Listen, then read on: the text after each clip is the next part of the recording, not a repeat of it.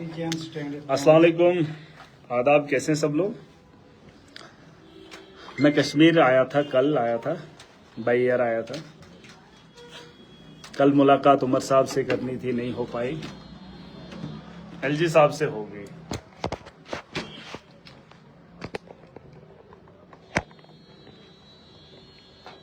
अभी भी कश्मीर के अंदर हूं। आज लोगों से मुलाकात हो रही थी, जो पार्टी के लोग हैं उनसे बातचीत हुई।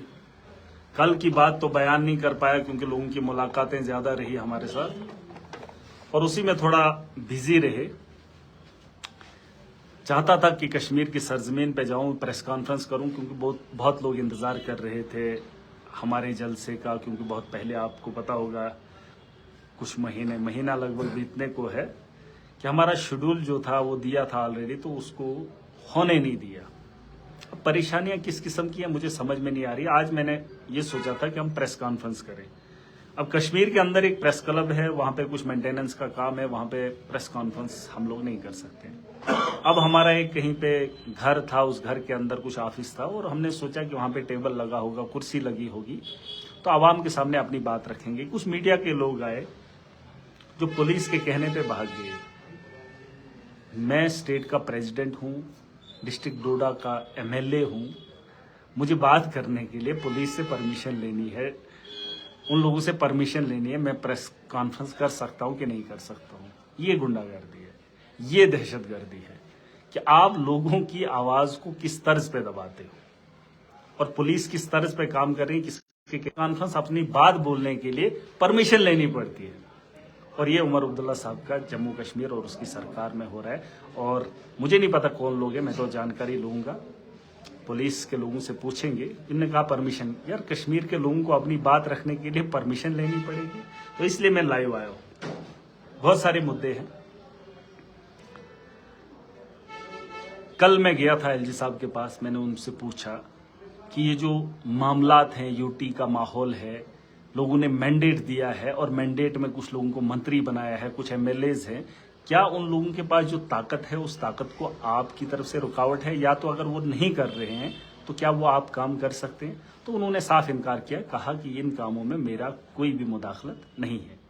उमर साहब को पूछते हैं, वो कहते हैं कि हमें सरकार चलाने में कोई दिक्कत नहीं है। अब सही क्या है, गलत क्या है, जमीनी सतह पर आम आदमी को हुकूक की अदायगी नहीं हो रही है। या तो उमर साहब खुल के कहें तो बात बनेगी। अगर एलजी या सेंटर की सरकार काम नहीं करने दे रही है तो लड़ाई लड़नी पड़ेगी। और जिस तरीके से मैं देख रहा हूं कि प्रेस कॉन्फ्रेंस मीडिया वालों को यहां पर मेरे व्यूज लेने के लिए रोका जा रहा है, ये दहशतगर्दी है, ये गुंडागर्दी है। बहरहाल, इसके अलावा बहुत सारे लोगों का सवाल था कि क्या कश्मीर के लोगों ने गलत किया कि एनसी को मैंडेट दिया। देखिए, लोगों को उस वक्त उन लोगों ने वो चीजें दिखाई, सपने दिखाए, वो ख्वाब दिखाए कि हम ऐसा करेंगे फिर वैसा करेंगे। लोगों ने अपनी ताकत तो दे दी। अब उमर साहब का एहसास है, इस वक्त तो लोग बदला नहीं ले सकते हैं क्योंकि वोट की ताकत उन्होंने दे रखी है। फैसला उमर साहब ने करना है और वोट दिया था अवाम की बेहतरी के लिए, लेकिन बात नहीं कर पा रहे। तो वो लोग अगर बात नहीं कर पा रहे हैं, फिर सवाल पूछने का अधिकार मुझ जैसे आम आदमी को है। और मैं वैसे भी चुना हुआ नुमाइंदा हूं। मैंने एक बात कही थी रेत की। अब माइनिंग का यहाँ क्या रहता है, रेत और बजरी का क्या माहौल रहता है कश्मीर के अंदर, लेकिन इतना मान सकता हूं कि यहाँ पे माइनिंग इलीगल है, लेकिन कुछ लोगों के लिए लीगलाइज है, बिना रोक टेक के, बिना रॉयल्टी के दनादन काम हो रहा है। मेरे भलेसा के अंदर 250 किलोमीटर दूर डंपर वाला जाता है और वहां से रेत उठाने का काम करता है, जो सरकार के पास है। बिजली के निजाम में बहराम है तो सवाल उठते हैं। कौन है, क्या बोले। तो ऐसा है कि अभी बहुत जुल्म और ज्यादती है, जुल्म की इंतहा है। इतनी हिम्मत नहीं है कि लोग यहाँ के सहेंगे। इसका मतलब ये नहीं लोग यहाँ के डरे हुए हैं, ये बर्दाश्त कर रहे हैं, बर्दाश्त करने का मादा है। और उसके अलावा बहुत सारी बातें हैं। इंडिया अलायंस है, अलायंस तब करते हैं जब इलेक्शन हार जाते हैं। आपको याद होगा, बंगाल के अंदर चुनाव था, राहुल गांधी ने ममता बनर्जी पे बहुत कुछ बोला और वहां पे ममता बनर्जी हार गई। बहुत सारे लोगों ने कहा कि ये बड़े नेता हैं, मोदी बड़ा नेता है, फलाना नेता है, फलाना नेता है। अब हम भी तो नेता हैं, हमारी भी उम्र है, ये बात अलग है, परिवार की सियासी परिवार से नहीं आती, लेकिन समझ रखते हैं। बंगाल जीतने के लिए कांग्रेस ने ममता को हराने में पूरी ताकत लगाई, ना कांग्रेस खुद जीत पाई और ना ही ममता को जीतने दिया। लेकिन एक सवाल आपको मानना पड़ेगा, उसके बाद अलायंस ये लोग करते हैं, जब हार जाते हैं उसके बाद अलायंस करते हैं। उससे एक और बहुत बड़ा नुकसान हुआ कि मैं इंडिया अलायंस को नहीं मानता हूं। उसकी वजह यह है कि कांग्रेस ने के लिए कांग्रेस का भी कहीं ना कहीं एक बहुत बड़ा रोल है। ये तो कंप्रोमाइज करते नहीं है चुनाव में।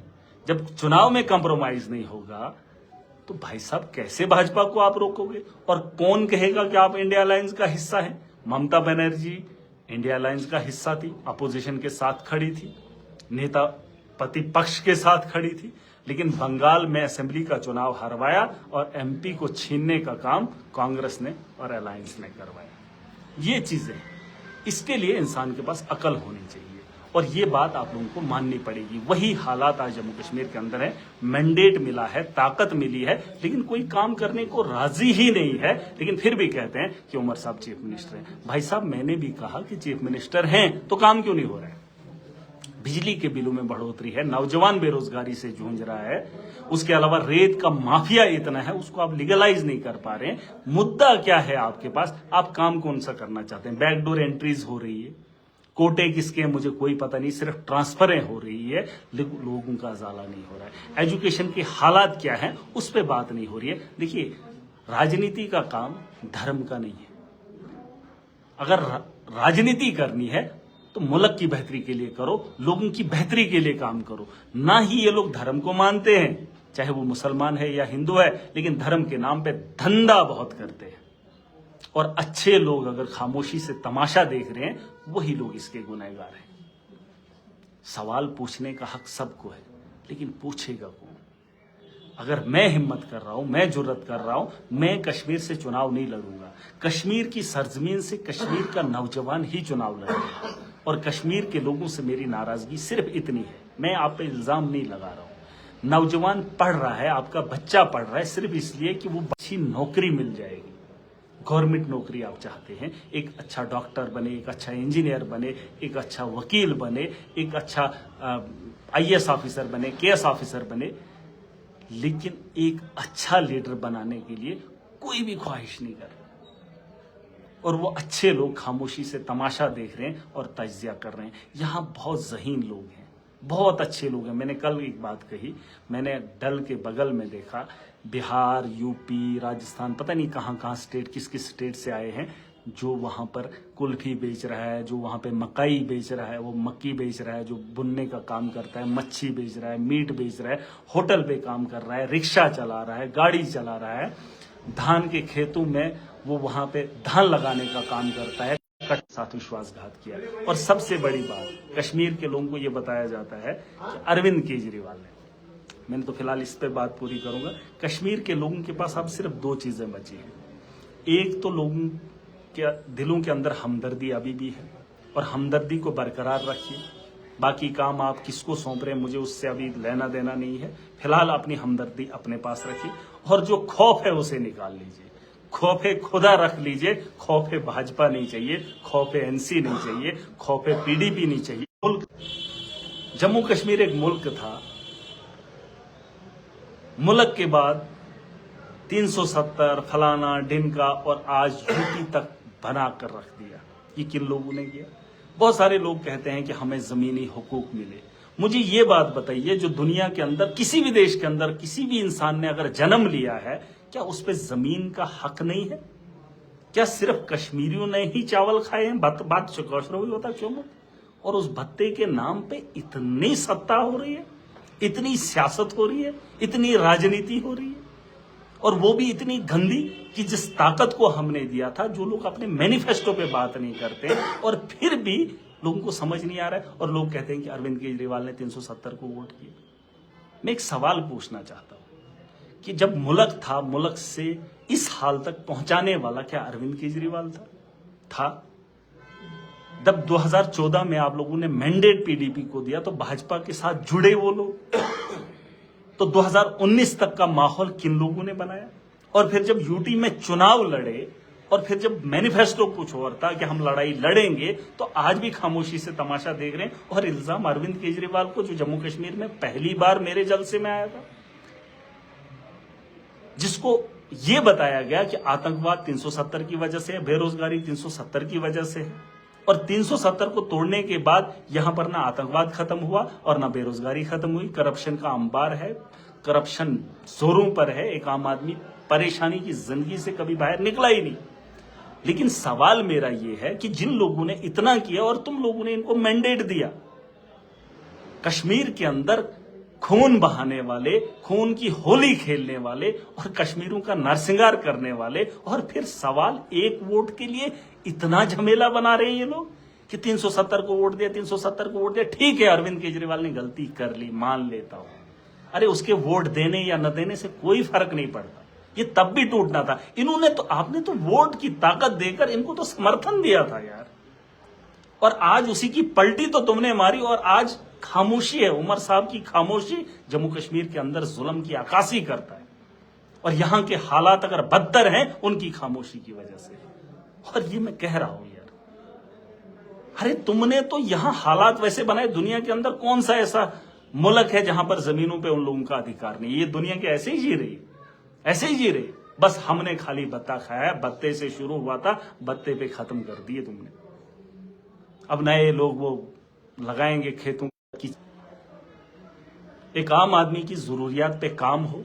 अगर इन्होंने स्कूल बनाया होता तो मैं राजनीति में नहीं आता। अगर इन्होंने हॉस्टल बेहतर किए होते, गरीबों को इलाज बेहतर मिलता, तो मैं राजनीति में नहीं आता। अगर बिजली का निजाम बेहतर होता तो राजनीति की जरूरत नहीं होती। अगर करप्शन नहीं होती, लोगों के साथ इंसाफ जमीन पे होता, सड़क पे होता, दफ्तरों के अंदर होता, तो महराज को राजनीति नहीं करनी थी। अगर ये चीजें मैं फेस कर रहा हूं, माफिया है, गुंडागर्दी है, लूट है, खुसूट है, तो मुझे राजनीति में आना पड़ रहा है, क्योंकि इन लोगों को इन चीजों को ठीक करने के लिए और इनको कंट्रोल करने के लिए लीडर बनना पड़ेगा, और ये मजबूरी है। और हम तो अशरफुल मखलूकात हैं, हम तो बेहतरीन इंसान को बनाया यार, मुझे बनाया है, आपको बनाया, हम सबको बनाया। ये कोई तोहफा इन लोगों के लिए सर पे है, लोगों की इज्जत पैरों के तले रौन दी जा रही है। सवाल पूछने वाला कोई नहीं है। बताओ उमर साहब, नहीं कर सकते हो, लेकिन जुबान खोलो। आपकी बेबसी, आपकी लाचारी, आपकी चुप्पी हम लोगों को कमजोर कर रही है, और आपकी खामोशी से मैं इस कौम को इस हालत में नहीं देख सकता हूं। मैं अपने लब खोलूंगा, मैं आजाद हूं और मेरा हक है, मैं बात रखूंगा, चाहे इसके लिए मुझे कुछ भी करना पड़े। आप किस तर्ज पे आते हैं, वो लोग किस तर्ज पे आते हैं। अरे 18 साल राजनीति में हो गए, मैं उससे पहले जब सियासत में आया था, मैं आप सबके खिलाफ था। और आप कह रहे हैं कि ये वो लोग हैं, वो लोग हैं। अरे हमने दिल्ली के अंदर बेहतर इन चीजों को किया है, लेकिन आपने भी तो यहां पे करना था। अब लोगों से मेरा एक ही सवाल है कि जो गुनहगार हैं, आप उनको क्यों भूल रहे हैं? अरे ये कैंसर ऐसा था कि लास्ट स्टेज में 2019 में दिखाया, उससे पहले first stage, second stage, third stage, तुमने इसका इलाज क्यों नहीं करवाया टाइम पे? फर्स्ट स्टेज में इसका इलाज हुआ होता। अगर इंसान था, इंसान को परहेज करना, अगर वैसी चीजें खाएगा तो कैंसर की अलामतें होती हैं, बीमारियों की अलामत होती है। इंसान को समझना चाहिए मुझे ये खाना नहीं है, इससे मुझे आगे फ्यूचर में प्रॉब्लम होगी। लेकिन अगर वो खा भी रहा है, लेकिन डॉक्टर का चेकअप तो जरूरी था ना। फर्स्ट स्टेज में देखना चाहिए था, कैंसर था, उसको रोका जा सकता था। लेकिन आप फोर्थ स्टेज में 2019 में लेकर आए, अब डॉक्टर के उसमें बेड पे मर जाता है तो आप लोग कहते हैं कि डॉक्टर ने मार दिया। अरे वो तो चौथी स्टेज पे तुमने लाकर खड़ा कर दिया था। आप उस वक्त क्यों नहीं उसकी केयर किए, जब वो आपके घर में बच्चा था? जब आपने उसकी केयर करनी थी, तब तो उसको आपने सिगरेट भी पीने दिया, शराब भी पीने दिया, खुला छोड़ दिया, और बाद में वो कैंसर की वजह से मर गया और तुमने सवाल उठा दिए कि इसको डॉक्टर ने मार दिया। अरे मारने वाले तुम हो, क्योंकि तुम उस वक्त तमाशा देख रहे थे। फर्स्ट स्टेज थी, तुमने नहीं दिखाया डॉक्टर को, तुमने उसका इलाज नहीं करवाया। 370 वो था जो फोर्थ स्टेज पर लाकर खड़ा किया, और आखिरी जगह तुम बताओगे कि इसने किया। ये तुम्हारी देन है। और अगर मेरी बात से ऐतराज है, ये काट कर इन लोगों तक पहुंचा दो। अगर मेरी बातों से ऐतराज है तो मुझे बताना, लेकिन अगर ये सच्चाई है तो फिर जम्मू कश्मीर के लोग इस बात को क्यों नहीं मानेंगे? इसका ज्यादा नुकसान जम्मू के अंदर हो रहा है। मैंने कहा, मैंने जब जम्मू के अंदर गया था, वहां पे टाइलों की दुकानें बनाई है, वहां पे जमीनें बाहर के लोगों ने खरीदी हैं।